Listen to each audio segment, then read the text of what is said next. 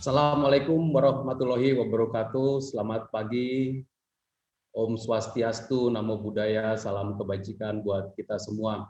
Yang saya hormati pertama adalah tuan rumah Pak Sunarso, Dirut BRI beserta seluruh BOD.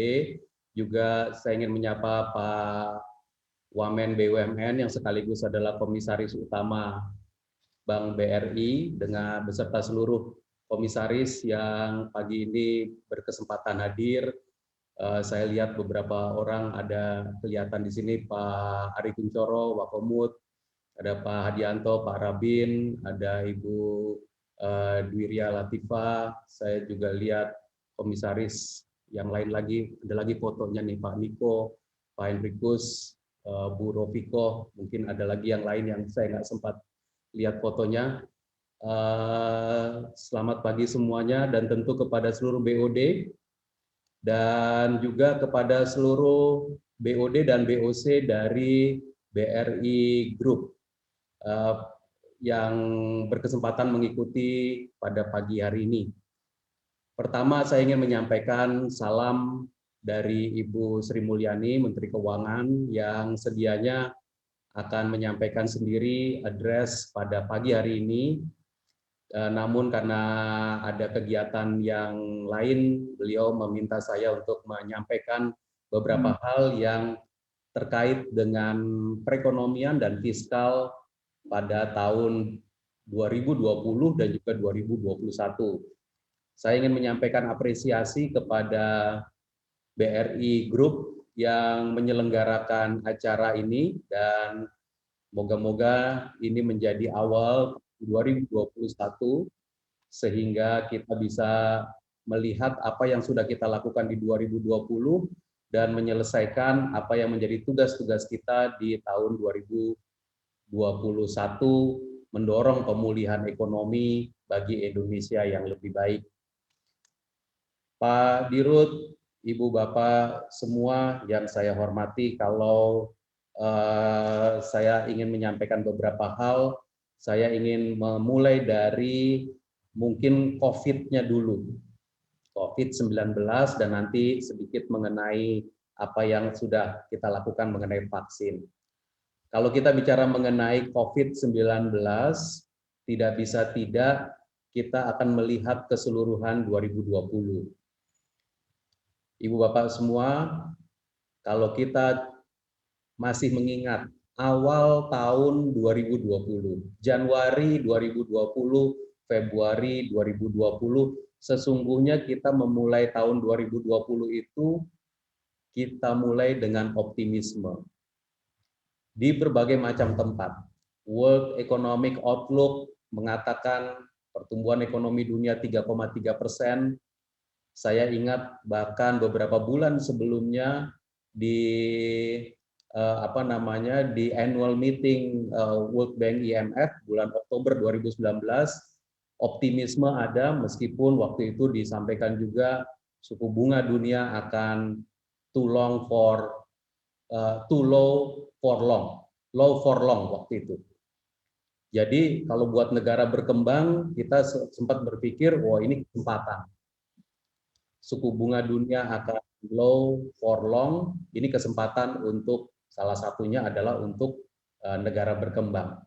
World Economic Forum, World Economic Outlook pada bulan Januari 2020 ditaruh di sekitar 3,3%. Lalu kemudian US-China Trade Deal itu kayak semacam yang sudah terjadi di awal Januari, pertengahan Januari, dan sepertinya menjadi harapan dari setelah tahun 2019 itu US-China itu tensionnya tinggi.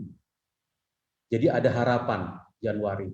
Namun kemudian terus itu menurun dan kita lihat bahwa di Wuhan mulai ada pelarangan traveling pada Lebaran di Cina. Lalu kemudian Italia kena dan lumayan severe termasuk lockdown. Dan kemudian Indonesia sendiri terkena kasus pertama COVID adalah pada tanggal 2 Maret 2020 dan seluruh dunia kemudian langsung alert dari sejak awal tahun tersebut, dan pada World Economic Outlook bulan April yang 4 bulan sebelumnya adalah pertumbuhan ekonomi dunia diperkirakan positif 3,3%, 4 bulan kemudian pertumbuhan ekonomi dunia diperkirakan negatif 3,0%. Yang ingin saya sampaikan adalah ini adalah perubahan yang luar biasa.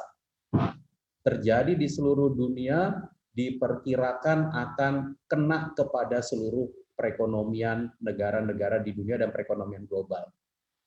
Kalau suatu antisipasi, suatu proyeksi itu berubah dari +3 menjadi -3, itu adalah penurunan 600 basis point. Situasi sangat-sangat extraordinary. Dan itu belum berhenti di situ. Ketika World Economic Outlook dikeluarkan lagi pada bulan Juni, lebih rendah lagi di -4,9% untuk dunianya. Dan memang ini menjadi sangat-sangat severe dampaknya, dan kalau kita ingat untuk Indonesia, mungkin situasi Mei dan Juni di Indonesia adalah situasi yang cukup ketat. Tekanan sangat tinggi ketika itu. Dan ketika kita memasuki bulan September, Oktober, kita merasakan kegiatan ekonomi mulai bergerak, dan ini sejalan dengan di tingkat global. World Economic Outlook yang dikeluarkan di bulan Oktober itu tingkat pertumbuhan ekonomi dunia diperkirakan kontraksinya -4,4%, sedikit lebih baik dibandingkan World Economic Outlook di bulan Juni. Kita rasakan hal yang sama kurang lebih di Indonesia. Ada perbaikan yang kita rasakan. Lalu kemudian ada pemilu di Amerika Serikat, dan sekarang kita memasuki bulan-bulan awal tahun 2021. Jadi yang ingin saya sampaikan adalah kalau kita membuat refleksi tahun 2020, ini adalah refleksi kita melihat tahun 2020 itu extraordinary event, dan juga extraordinary responses. Eventnya sangat luar biasa, respons kita juga sangat-sangat luar biasa. Di tingkat global, seluruh dunia kena. Di tingkat Indonesia, pusat-pusat pertumbuhan kita kena. Jawa sangat tinggi, Sumatera sangat tinggi, dan kemudian kalau kita melihat sekarang harapan dari extraordinary event dan responsif tersebut, kita melihat vaksin sebagai harapan. Saat ini total kasus kumulatif terjangkit COVID di seluruh dunia sudah 100 juta orang lebih. 100 juta orang. Dan dengan total kematian lebih dari 2,1 juta orang. 2,1%. Ini bukan jumlah yang kecil, dan kita benar-benar berharap vaksin akan menjadi jalan keluar, mengurangi, kalau bisa juga menghilangkan dengan keberadaan vaksin. Nah, kemudian juga kita berharap bahwa untuk kita melewati situasi pandemi seperti ini, kita juga terus berpikir mengenai peluang untuk melakukan reform. Karena itu kita tetap mencari reform-reform yang harus kita lakukan, dan nanti akan saya uraikan beberapa hal yang menurut kami adalah sumber dari reform kita ke depan. Kalau kita lihat, mungkin di slide berikut saya cepat saja, itu yang bulatan besar di bawah merah adalah menunjukkan intensitas COVID di Indonesia, sebarannya, dan tentu kita tahu di DKI Jakarta, Jabar, dan seluruh provinsi di Jawa adalah konsentrasi kasus kumulatif sudah melebihi 1 juta orang yang teridentifikasi positif COVID, dengan kematian sekitar 29 ribu jiwa saat ini di Indonesia. Nah, kasus aktif meningkat, dan tentu kita terus berupaya mengendalikan pandemi ini, baik dengan protokol kesehatan maupun dengan vaksin.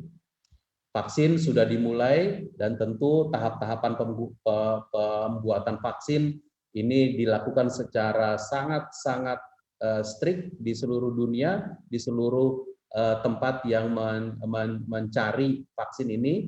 Dan kalau kita lihat yang terdepan, vaksin-vaksin ini yang beredar beritanya ada di sebelah kanan. Yang Sinovac, yang CanSino, Sinopharm, Pfizer, Sputnik, Moderna, juga AstraZeneca, dan tentu juga kita punya inisiatif untuk melakukan mencari vaksin merah putih. Ini merupakan tanda bahwa yang di Indonesia itu termasuk memiliki perusahaan farmaseutical dan penelitian yang cukup disegani di seluruh dunia. Kita mampu membuat ini, namun kita perlu waktu. Karena itu vaksin merah putih juga tetap ada di dalam radar kita dan pemerintah akan tetap memberikan dukungan untuk kita membuat vaksin merah putih dengan seluruh protokol yang diperlukan. Mungkin pada saat ini belum termasuk dalam radar yang akan kita langsung vaksinkan karena masih dalam proses untuk mengidentifikasi dan mewujudkan vaksin merah putih tersebut. Namun kita tidak bisa menunggu vaksin merah putih. Kita akan menggunakan vaksin yang ada. Ibu Bapak sekalian, Bapak Presiden telah memulai vaksinasi pada tanggal 13 Januari, dan kemarin untuk penyuntikan yang kedua telah dilakukan kepada Bapak Presiden. Dan kalau kita lihat sekarang ini, tidak kurang dari hampir 60 negara di dunia telah memulai vaksin. Telah memulai vaksinasi di bulan Desember, akhir Desember maupun awal Januari 2021 ini. 60 negara telah memulai dan kita termasuk di dalamnya. Ini di slide ini untuk memberikan nuansa saja di mana saja telah dimulai, beberapa highlight di negara-negara maju, juga negara-negara tetangga kita. Jadi kalau tadi di depan kita katakan, Ibu Bapak sekalian, bahwa vaksin ini adalah harapan, ya memang ini betul-betul harapan kita. Harapan dari seluruh dunia, bukan hanya harapannya Indonesia. Karena itu Ibu Bapak sekalian, kita terus mengupayakan pelaksanaan vaksin yang cukup lancar, dan sekarang ini dari hari ke hari telah puluhan ribu orang divaksin dan moga bisa segera terselesaikan sepenuhnya. Strategi vaksinasi dilakukan oleh Kementerian Kesehatan dan kita melakukan semua yang kita perlukan termasuk pembiayaan untuk pembelian vaksin, menciptakan vaksin dalam negeri dan juga melakukan program vaksinasi untuk seluruh penduduk Indonesia. Ibu Bapak sekalian yang saya hormati, sekarang saya ingin masuk sedikit ke perjalanan ekonomi Indonesia 2020. Saya nggak akan masuk dari awal, tapi saya ingin melihat beberapa angka yang ketika kita tutup tahun kemarin, tahun 2020. Ibu Bapak sekalian, yang di blok kuning di tengah itu adalah Indonesia. Yang di blok kuning itu adalah Indonesia, dan yang paling atas adalah proyeksi IMF yang baru keluar 2 hari yang lalu atas pertumbuhan ekonomi 2020 dari seluruh negara. Jadi kalau kita lihat, IMF memperkirakan pertumbuhan ekonomi Indonesia 2020 adalah minus 1,5%. Dan kemudian di 2021 diperkirakan 6,1%. Kalau perkiraan dari Kementerian Keuangan untuk tahun 2020 adalah minus 2,2 sampai dengan minus 1,7% pertumbuhan ekonominya. Dan tentu kita akan menunggu dari Badan Pusat Statistik yang mengeluarkan angka ini, angka pertumbuhan ekonomi Indonesia beberapa minggu lagi, mungkin minggu depan ya, dalam kurang dari 2 minggu. Dan 2021 untuk kepentingan APBN 2021 pemerintah menggunakan angka pertumbuhan ekonomi 5,0%. Namun coba kita lihat sekarang perkembangan atau perbandingan dengan negara lain. Yang positif itu China dan Vietnam. Lalu negara-negara lain itu memiliki angka negatif yang cukup dalam. Yang ini adalah negara-negara yang biasa kita jadikan perbandingan. Negara tetangga kita seperti Malaysia, Filipina, Singapura, ada di pertumbuhan ekonomi minus 6, minus 8, Thailand minus 7, dan Eropa, Ibu Bapak bisa melihat yang sebelah kirinya, US, France, dan juga Germany. Nah tentu pertumbuhan ekonomi yang kita dapatkan ini tidak lepas dari bagaimana stimulus yang diberikan oleh pemerintah. Karena pada saat pandemi, yang namanya kegiatan ekonomi masyarakat itu turun drastis, konsumsi turun drastis, investasi turun drastis, ekspor impor terhambat. Karena itu pertumbuhan ekonomi amat sangat mengandalkan stimulus pemerintah. Dan stimulus pemerintah pada saat pandemi ketika ekonominya shrinking, maka penerimaannya shrinking. Ketika penerimaan shrinking, kita nggak bisa mengurangi belanja, karena belanja diperlukan untuk memberikan stimulus. Ibu Bapak sekalian, hal yang sama terjadi untuk seluruh negara di dunia. Perekonomiannya shrinking, penerimaannya turun, penerimaan negaranya turun, tapi belanjanya tidak boleh turun, karena belanjanya harus counter cyclical. Karena itu kita bisa lihat berapa besar defisit dari anggaran. Dan kita bandingkan defisit anggaran tersebut dengan pertumbuhan ekonomi yang didapatkan. Ibu Bapak sekalian, pada akhir 2020 kemarin, defisit anggaran kita yang kita perkirakan 6,3% dari PDB, ketika tutup tahun kemarin kami hitung menjadi minus 6,1%. Kita melakukan defisit anggaran pada realisasinya lebih kecil dibandingkan yang kita perkirakan ketika kita mengubah APBN 2020. Minus 6,1% dari PDB. Nah, saya ingin Ibu Bapak juga melihat defisit anggaran yang dilakukan oleh negara-negara lain dan pertumbuhan ekonomi yang diciptakan. Dengan defisit anggaran minus 6,1% di Indonesia, kita mendapatkan dalam tanda petik kontraksi minus 1,5. Namun di negara-negara lain, banyak yang defisit anggarannya lebih besar, pertumbuhan ekonominya itu tetap turun lebih dalam. India, untuk contoh, sebelah kita persis. Defisit anggarannya minus 13,1%.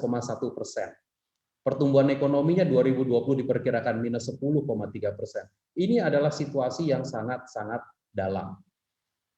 Kemudian negara-negara lain, Amerika, Prancis, Jerman, defisit anggarannya minus 8, pertumbuhannya minus 5, dan atau negara-negara tetangga kita seperti Malaysia, defisit 6,5, mungkin di sekitar kita, namun pertumbuhan ekonominya kontraksi minus 6%.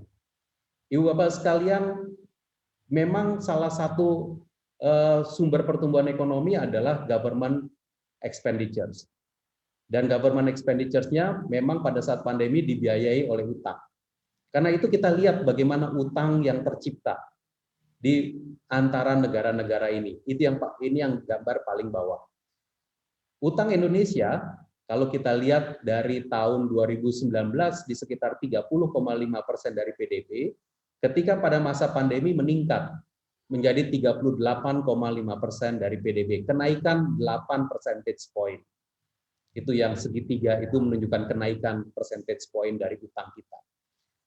Nah, kita bandingkan juga dengan negara-negara lain, di mana kenaikan utang sebagai persen atas PDB-nya itu jauh lebih tinggi.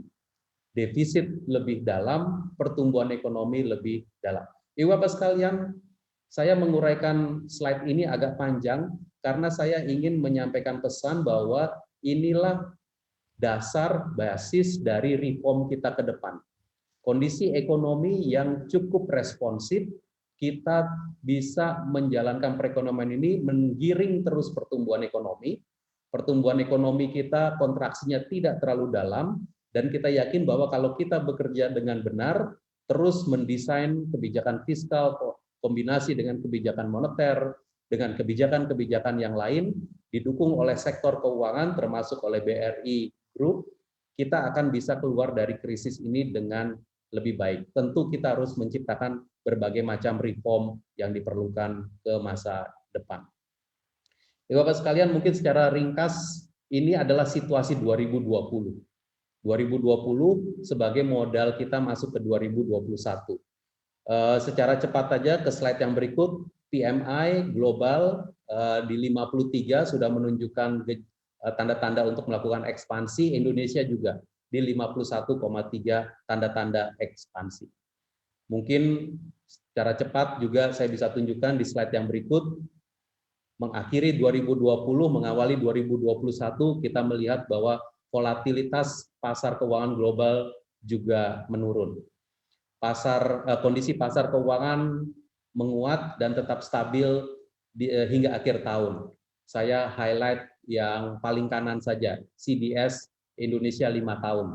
Yang terus menunjukkan penurunan, itu yang grafik garis biru, CDS kita terus menurun, dan indeks harga saham kita juga menunjukkan penguatan yang steady, dan moga-moga ini terus berlanjut karena ada aliran modal masuk ke Indonesia.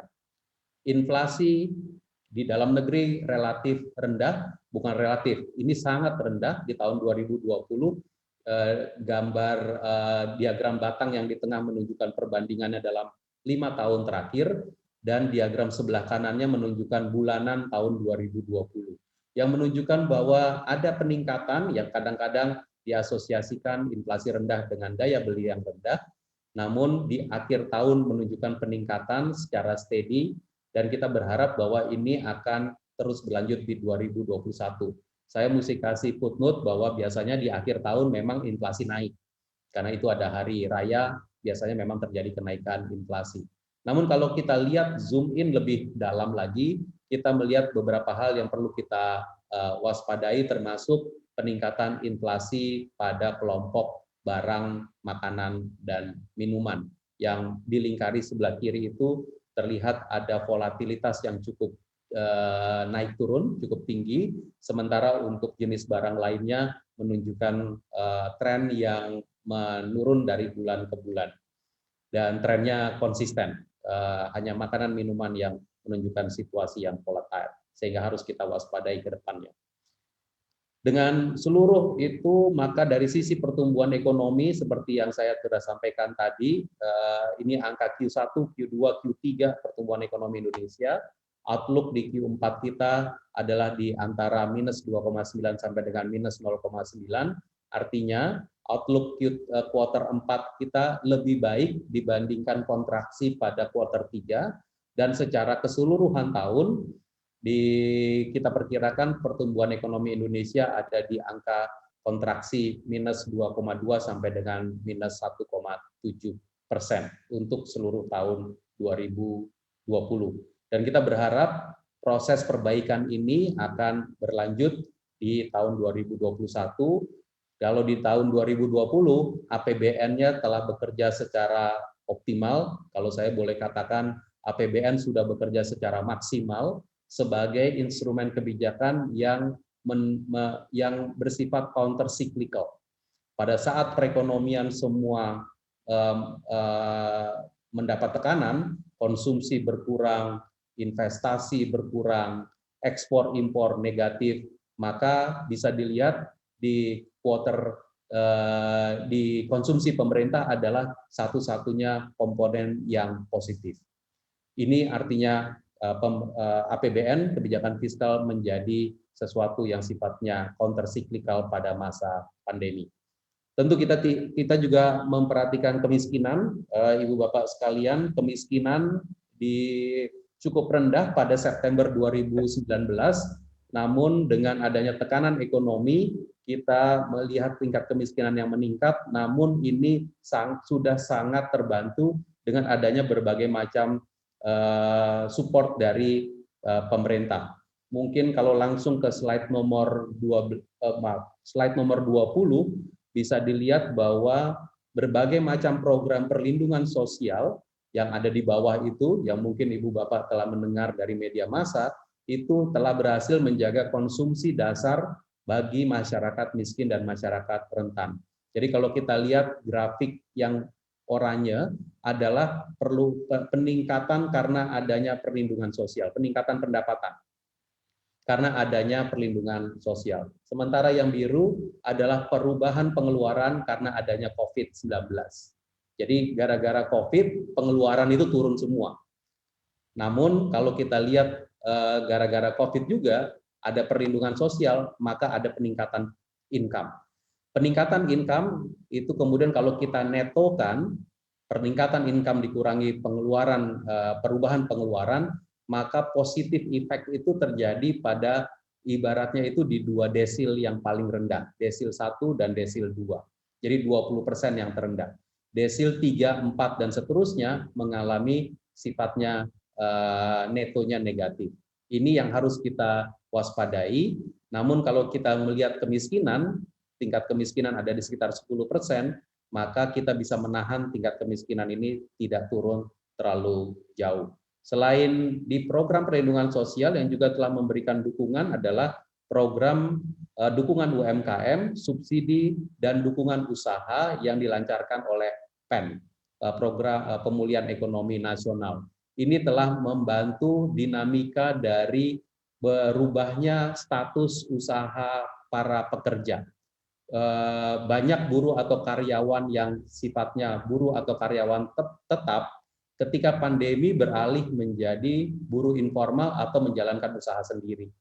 Nah, ini dinamikanya cukup tinggi dan keberadaan dari berbagai macam program yang di bawah itu, subsidi bunga, penempatan dana untuk debitur, yang tadi dilaporkan oleh Pak Dirut di BRI telah melakukan leverage 3 kali dari penempatan dana pemerintah untuk meneruskan kredit, pembiayaan investasi LPDB. Ini semua program yang di bawah ini membantu dari kelompok ekonomi yang ada.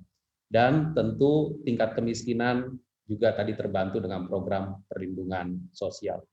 Bapak sekalian, dengan kondisi background, kondisi negara seperti itu, sekarang izinkan saya masuk ke APBN 2021 yang kami didesain sejak pertengahan tahun yang lalu, dan kita desain dengan logika ini. Kita melihat bahwa tahun 2020 itu adalah tahun di mana dilakukan extraordinary policy. Extraordinary policy karena merespons perubahan yang luar biasa tadi. Yang tadi saya sampaikan kalau di tingkat dunia itu turunnya pertumbuhan ekonomi dari awal-awalnya diperkirakan positif 3%, turun amblas ke negatif 4,9%. Kalau di Indonesia dari pertumbuhan ekonomi 2019 5%, turun ke pertumbuhan ekonomi minus 5,3% pada kuartal kedua. Kita melakukan extraordinary policy. Dan extraordinary policy yang kita lakukan adalah APBN kita ubah, dan diubah pertama tentu Perpu nomor 1 2020 sebagai upaya, sebagai landasan hukum extraordinary policy. Lalu APBN kita ubah 2 kali, dengan yang perubahan keduanya itu dengan defisit 6,34% dan kemudian kita finish dengan 6,1% defisit. Ini adalah extraordinary policy. Belum pernah kita lakukan dalam sejarah Indonesia APBN itu defisitnya di atas 3%. Belum pernah kita lakukan hal tersebut di sepanjang periode kita menggunakan Undang-Undang Keuangan Negara 2003. Namun kita tidak hanya cukup melakukan extraordinary policy. Kita perlu melakukan reopening policy. Kita perlu membuat perekonomian ini sedikit demi sedikit setelah tadi tertekan oleh karena COVID, semuanya melakukan pembatasan sosial, pembatasan kegiatan ekonomi, sedikit demi sedikit kita buka. Dan bukanya tentu harus menggunakan antara, kalau yang sering dipakai istilahnya gas dan rem. Kita buka, tapi kita rem. Kita buka, kita rem. Kita buka dengan protokol kesehatan. Kita buka dengan tetap melihat apa yang terjadi. Kita buka dengan tetap melihat kalau kasus COVID-nya naik, berarti kita harus melakukan pembatasan lagi. Ibu Bapak sudah mulai melihat ini dilakukan dalam 4-5 bulan terakhir. Gas dan rem ini dimainkan sehingga kita lakukan reopening, kegiatan ekonomi muncul, pemberian stimulus tetap mendukung reopening. Jadi pemberian stimulus yang dilakukan dari APBN adalah untuk mendukung reopening tersebut. Setelah itu Ibu Bapak sekalian, kalau reopening ini udah mulai kita lakukan sejak 4 atau 5 bulan terakhir, berikutnya mulai akhir tahun dan kita lanjutkan terus ke 2021, kita harus memikirkan mengenai recovery and reform policy. Kita ingin keluar dari COVID pandemi ini tidak hanya sekedar survive. Kita akan keluar dari pandemi ini dengan menciptakan reform yang lebih baik untuk Indonesia. Kita harus membuat kebijakan yang lebih solid untuk Indonesia ke depan, sehingga ketika perekonomian kita buka, recovery kita lakukan, kita punya pijakan yang jauh lebih kuat. Nah, saya lompat dulu ke slide nomor 32 untuk menguraikan yang sebelah kanan recovery dan reform policy ini. Jadi Ibu Bapak sekalian, framework kita ketika kita membuka yang sebelah kanan itu, reform dan recovery, maka kita tetap melihat bahwa 2021 adalah ketidakpastian, karena itu the first game changer adalah intervensi kesehatan. Karena first game changer adalah intervensi kesehatan, apa yang kita lakukan? Pertama, mengamankan vaksin. Kita memberikan gratis vaksin untuk menciptakan herd immunity 181,5 juta penduduk Indonesia. Kita akan mengamankan kebutuhan vaksin sejumlah 400 juta dosis lebih. 400 juta dosis lebih akan kita amankan. Saat ini kita terus bekerja untuk mengamankan baik yang sifat firm order maupun yang sifatnya masih berupa opsi. Selain itu, terus kita akan melakukan pengetatan 3M, 3T. Kita akan terus melakukan tracing, tracking, dan juga treatment. Kita akan terus mempromosikan 3M, dan tentu intervensi-intervensi kesehatan lainnya. Ini adalah first game changer. Yang kedua adalah survival dan recovery kit. Ini yang jalur ke bawah, Ibu Bapak sekalian, survival dan recovery kit yang berupa kelanjutan program perlindungan sosial, kelanjutan program-program prioritas untuk penciptaan lapangan kerja, dan tentu adalah dukungan UMKM dan koperasi. 3 ini akan kita padukan sebagai kelanjutan dari program pemulihan ekonomi nasional. Dan ini akan kita detilkan di dalam APBN, sudah ada detilnya, mungkin langsung ke slide nomor 33. Ibu Bapak sekalian, ini biasanya yang sering ditanya oleh banyak pihak, berapa yang akan dialokasikan untuk program pemulihan ekonomi nasional. Ibu Bapak sekalian, untuk 4 bidang yang tadi saya sampaikan, kesehatan, perlindungan sosial, program prioritas dan dukungan UMKM, APBN akan mengalokasikan pada tahun 2021 ini 533,1 triliun rupiah. Dan 533,1 triliun rupiah ini akan menjadi dukungan dari APBN kepada pemulihan ekonomi. Namun yang jangan dilupakan adalah, kalau saya kembali ke slide nomor 29, kalau kita lihat postur APBN 2021, belanja negara itu adalah 2.750 triliun. Yang terdiri atas belanja pusat dan 1.954 triliun, dan TKDD, ya transfer ke daerah dan dana desa 795 triliun. Dan dengan estimasi dari pendapatan negara di sebelah kiri 1.743,6 triliun, maka pembiayaan adalah 1.006,4 triliun atau defisit 5,7% dari PDB. Yang kalau kemudian didetilkan ke dalam beberapa kebijakan strategis, ada di slide yang berikut. Ini pendidikan 550 triliun karena 20% dari APBN, kesehatan, perlindungan sosial, infrastruktur, dan seterusnya. Inilah keseluruhan belanja yang terutama belanja pemerintah pusat yang 1.954 triliun tersebut. Dan kalau kembali ke slide nomor 33, 533 triliun diantaranya adalah yang akan kita pantau dalam rangka pemulihan ekonomi nasional tahun 2021. Moga-moga ini dapat dimengerti bahwa kalau kita mengatakan pemulihan ekonomi nasional, memang yang alokasi yang akan betul-betul kita perhatikan adalah 533, namun belanja negara jauh lebih tinggi dari ini. Dan semuanya akan terus kita perhatikan penggunaan belanja negara yang baik. On top dari ini semua, APBN atau pemerintah akan terus memberikan kebijakan insentif bagi dunia usaha yang berupa pembebasan PPN untuk barang strategis, pembebasan bea masuk untuk barang-barang tertentu, pembebasan bea masuk dan PPN untuk alat kesehatan termasuk vaksin, lalu kemudian relaksasi dalam bentuk pembayaran PPh pasal 21, relaksasi PPh 22 impor, relaksasi dalam pembayaran PPh pasal 25 akan terus diberikan. Jadi itu adalah on top dari apa yang dianggarkan langsung sebagai belanja ini.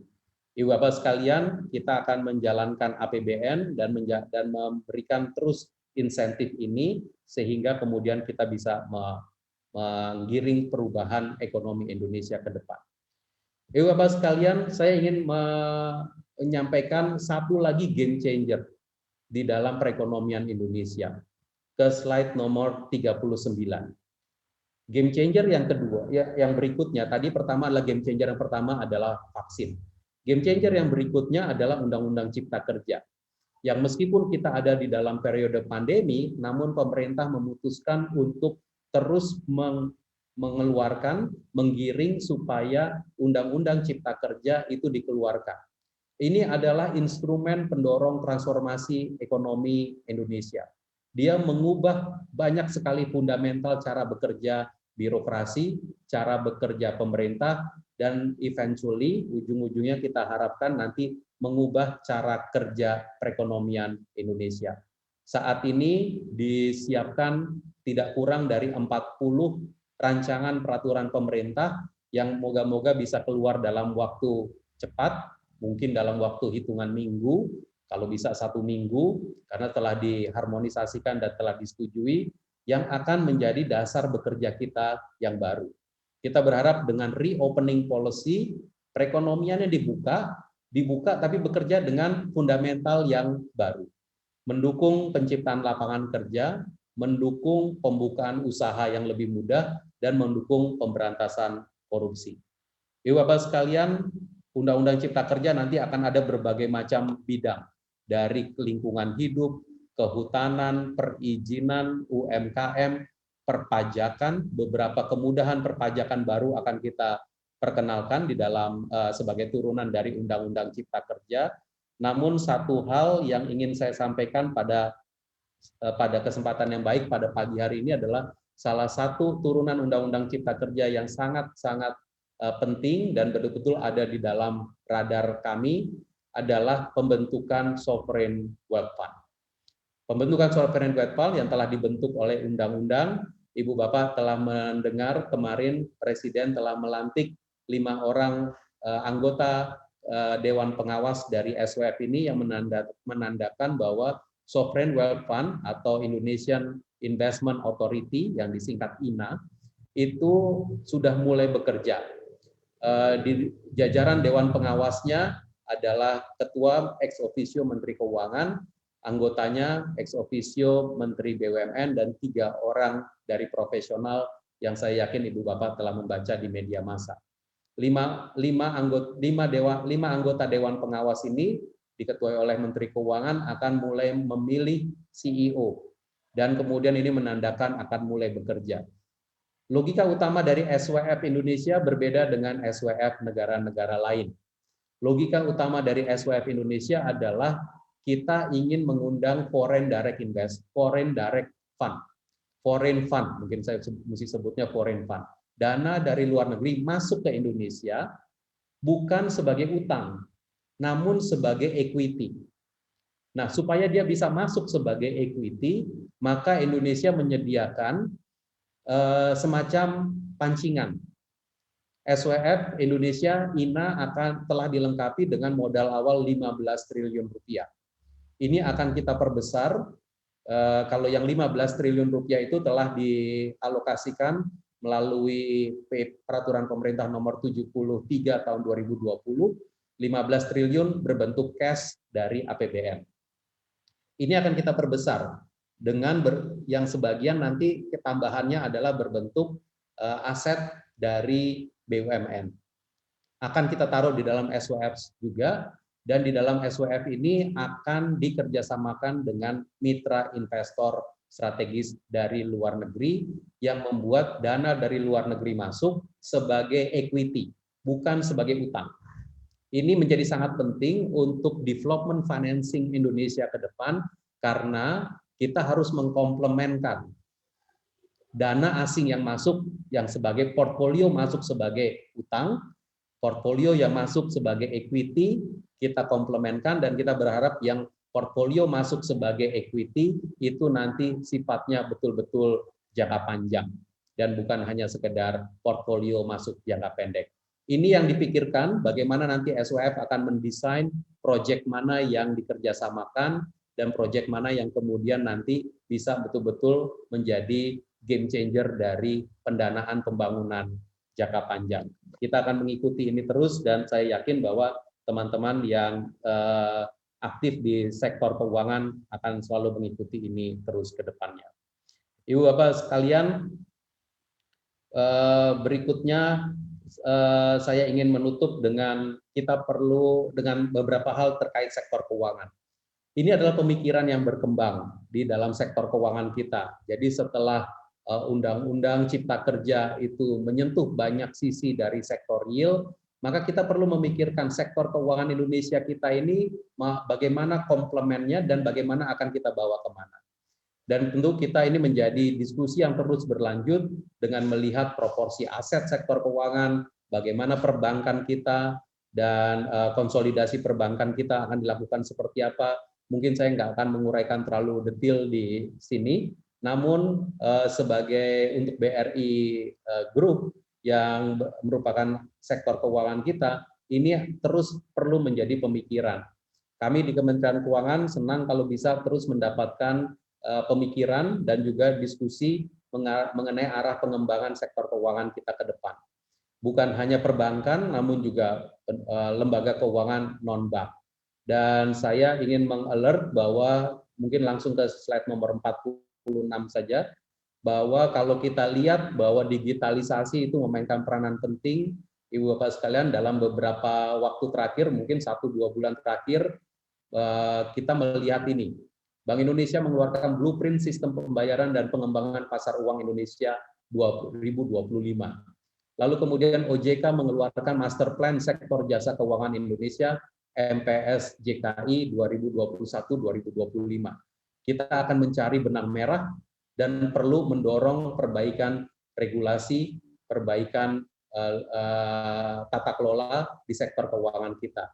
Bukan hanya bank seperti yang saya sampaikan, tapi juga dana pensiun, pasar modal, dan lembaga pembiayaan dan yang lainnya. Saya berharap bahwa kita akan bisa terus melanjutkan diskusi tentang ini, dan tentu masukan dari BRI Group akan menjadi masukan yang sangat baik untuk terus kita mendorong perbaikan dari sektor keuangan Indonesia ke depan.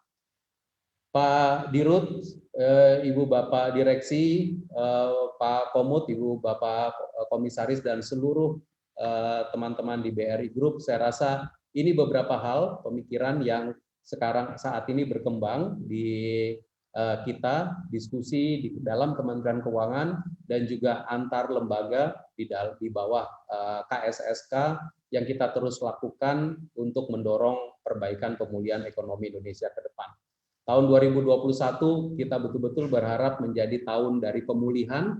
Game changer-nya saya tetap menganggap 2 game changer. 1 adalah vaksin, 2 adalah pelaksanaan Undang-Undang Cipta Kerja.